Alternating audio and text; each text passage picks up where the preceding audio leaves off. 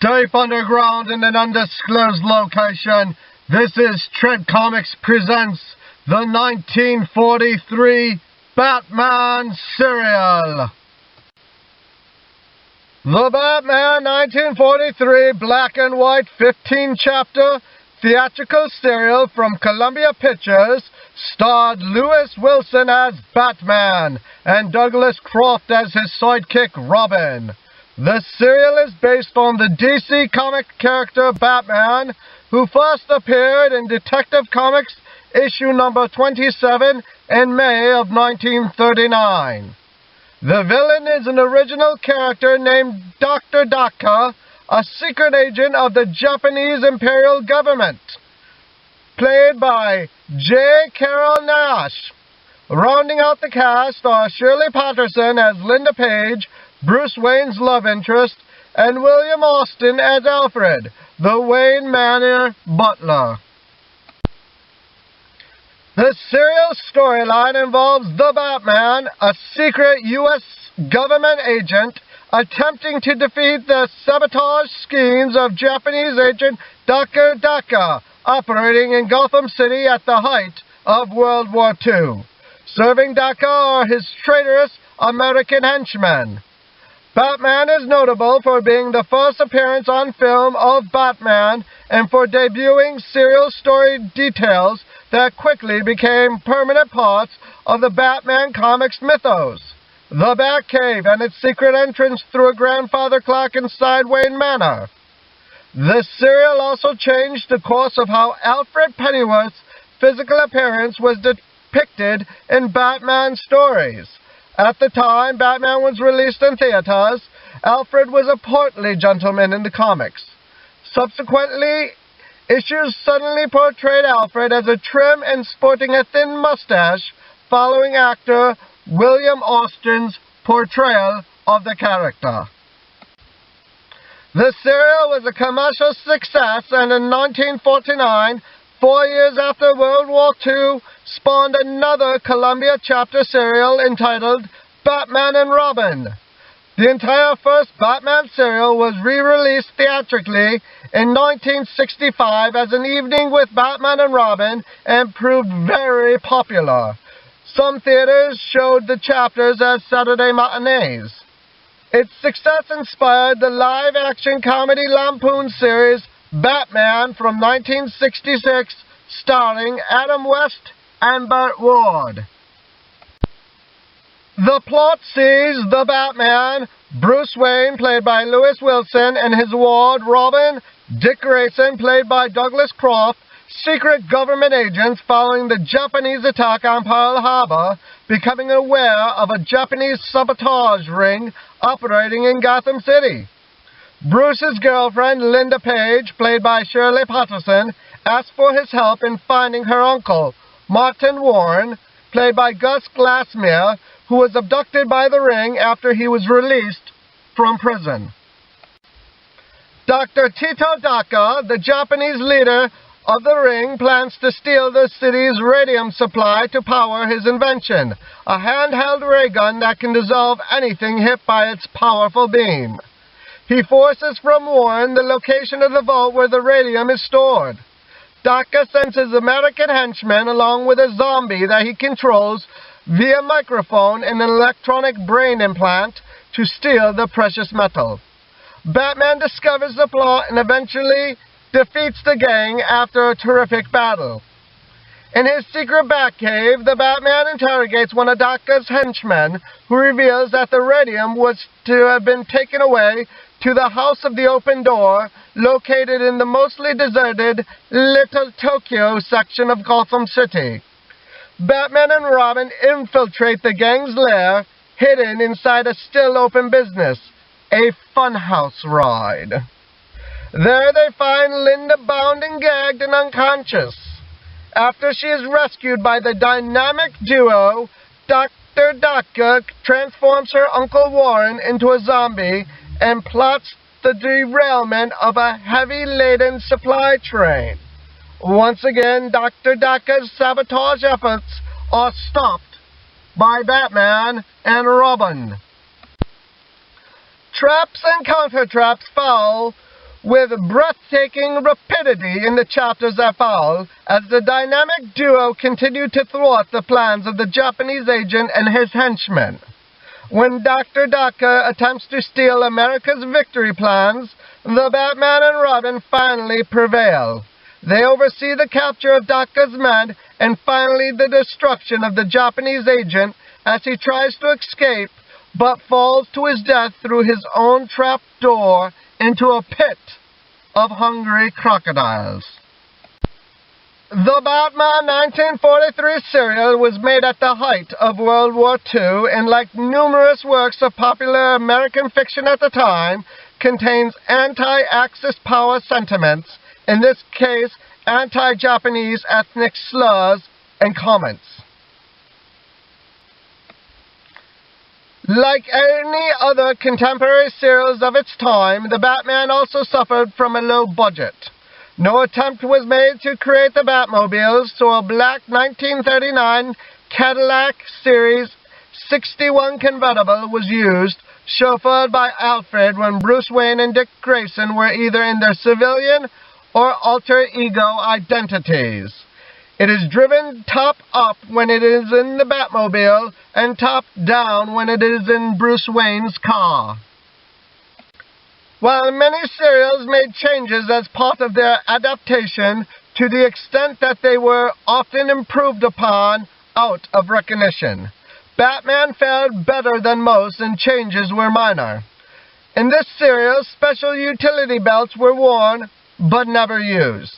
The villain was not taken from the comic stories, and there was no Batmobile per se, and Batman was a secret agent of the government instead of an independent crime-fighting vigilante. This last change was due to the time period's film censors, who would not allow the hero to be seen taking the law into his own hands.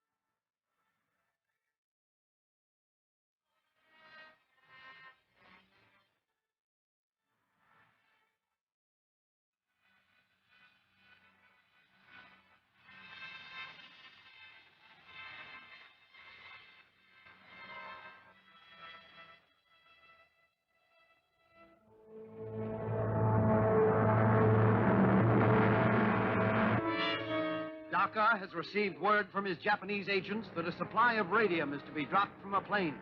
But Batman interferes.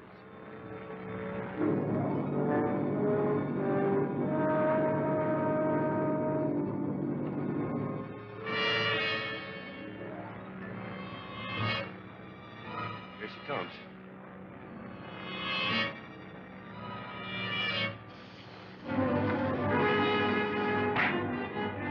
Come on, the Batman. Something wrong off the cars.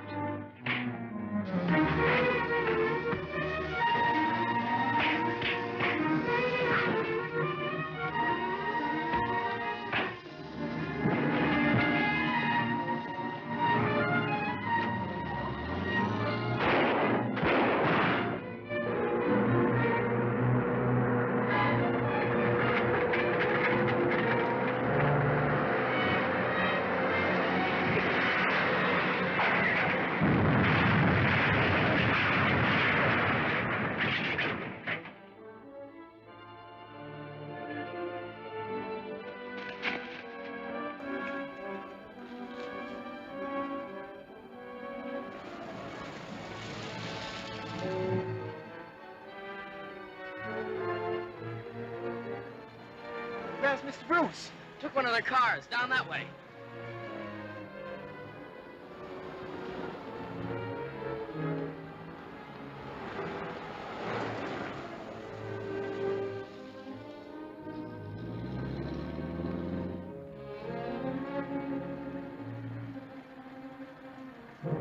What happened, sir?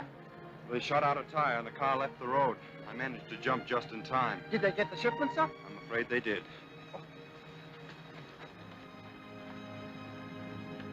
All right, here, my friends. Stop right here to take a trip to the Cave of Horrors.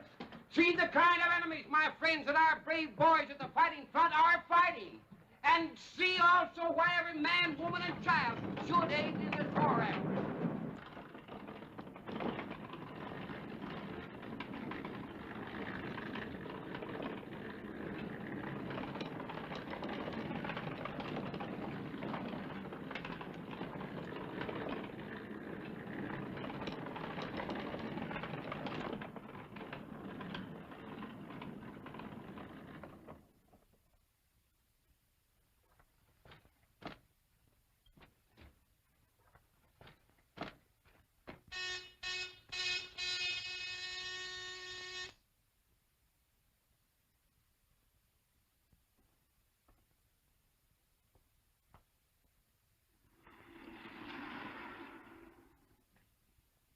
Well, gentlemen, it looks as if your mission was successful. We're lucky we got it.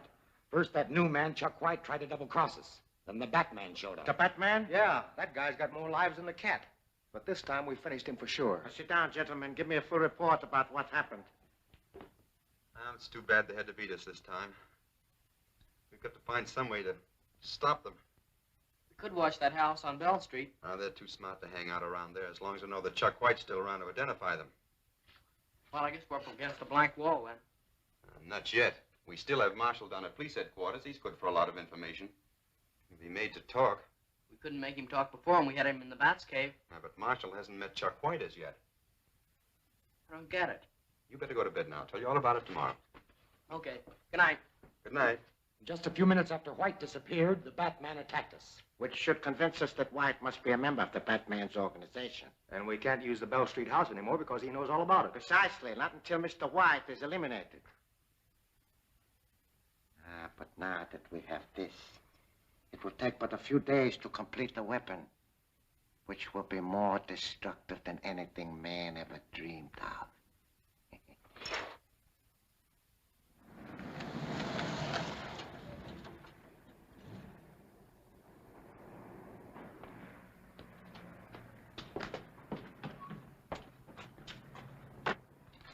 Looks like everything's going okay.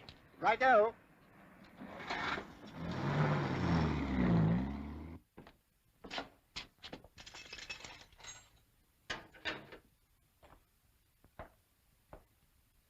In here.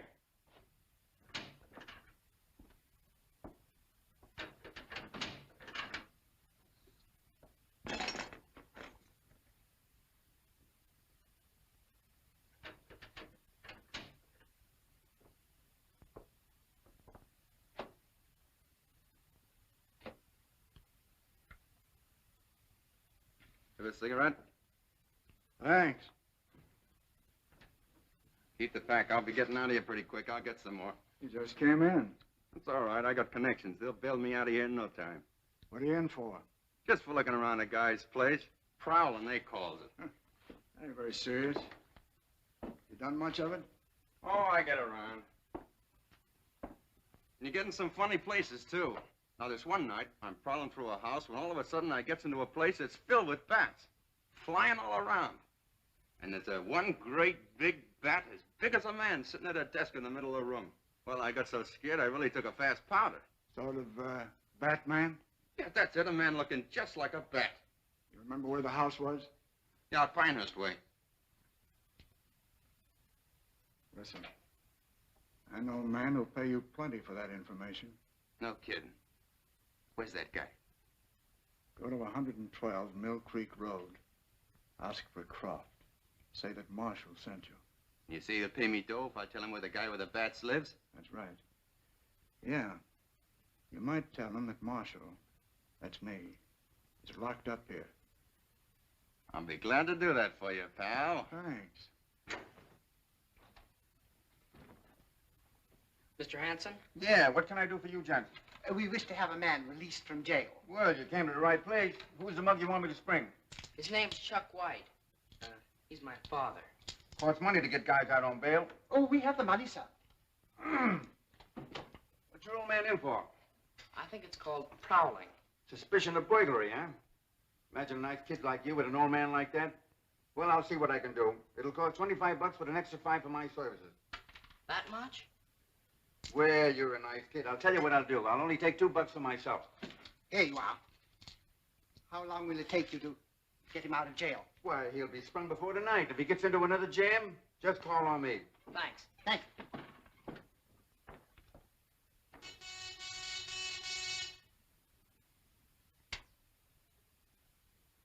Section 1. Section 50 reporting. Proceed. Have information that Chuck White is being held in jail on suspicion of burglary. Oh. Well, have him bailed out, then proceed with Plan 5.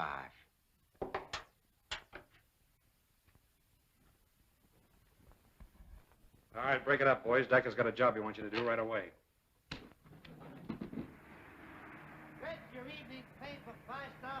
If that guy White knew why we put up the bail for him, he wouldn't be too anxious to get out. Evening paper, 5-star final. Get your evening paper, X-ray. Hey, taxi! There he is.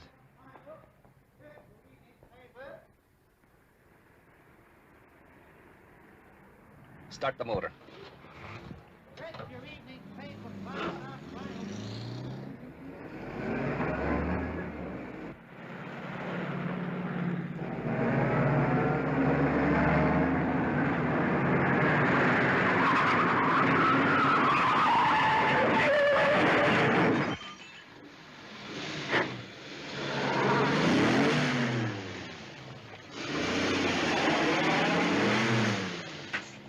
Nice work, Klein.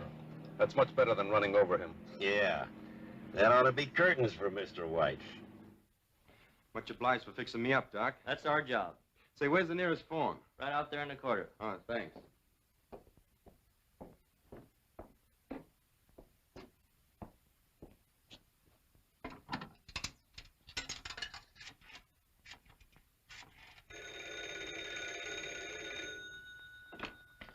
Wayne residence. Hello, Alfred. Oh, it's you, Mr. Bruce. We were getting worried about you, sir. Well, I just got out of the hospital. I was in a taxi accident, but I'm all right now. Oh, that's shocking, sir. You're sure you're all right, sir? Yes. Now, meet me at the corner of 18th and Main right away. Yes, sir. We'll be there in a jiffy, sir. What's the trouble? The master had a narrow escape from being killed. He wants to pick him up immediately at the corner of 18th and Main.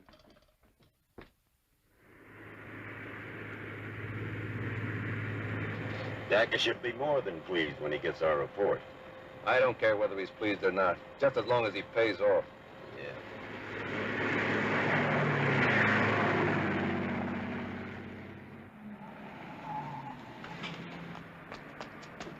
Turn around and step on it.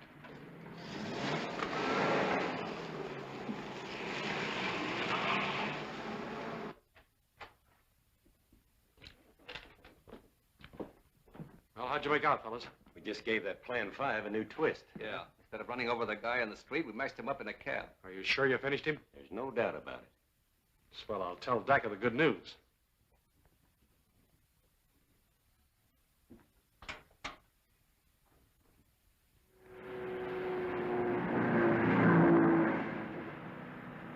You'll have to turn off on Mill Creek Road somewhere around here. It's just a short way ahead, sir.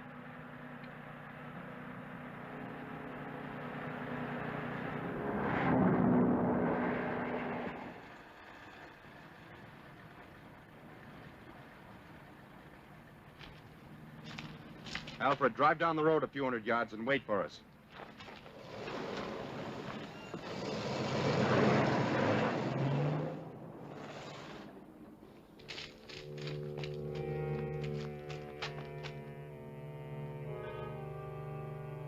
Looks like that place is well guarded.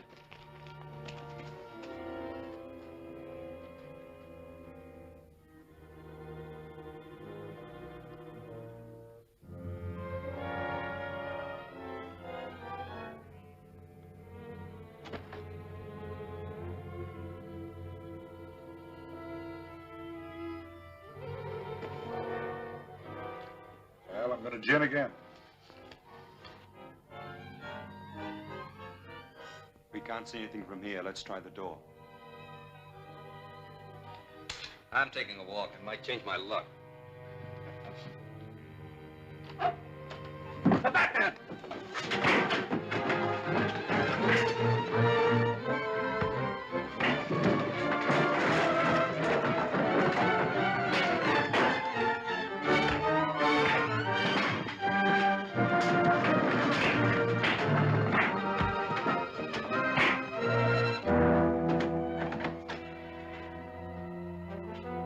Keep them covered, Robin, and look the place over.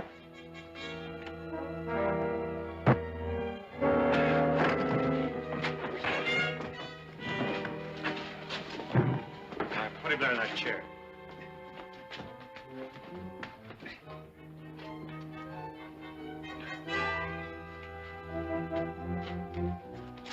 Well, this is one time we'll know he's done for.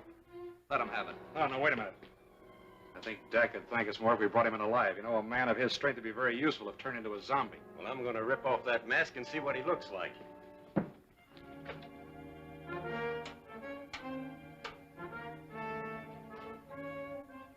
It's Chuck White. Well, I guess you didn't do a very good job when you crashed that cab. Hey, where's that kid? Calling the police, calling the police. Come to 112 Mill Creek Road. Come at once, it's very urgent. 112 Mill Creek Road.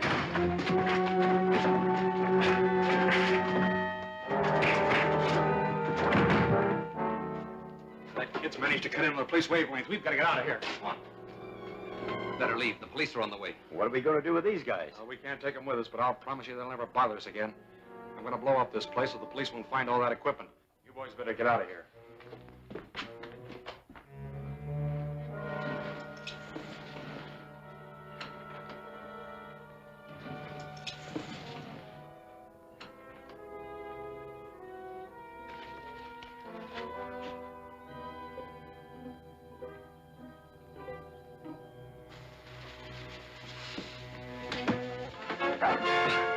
Let me go, you fool! This place is gonna blow up any second.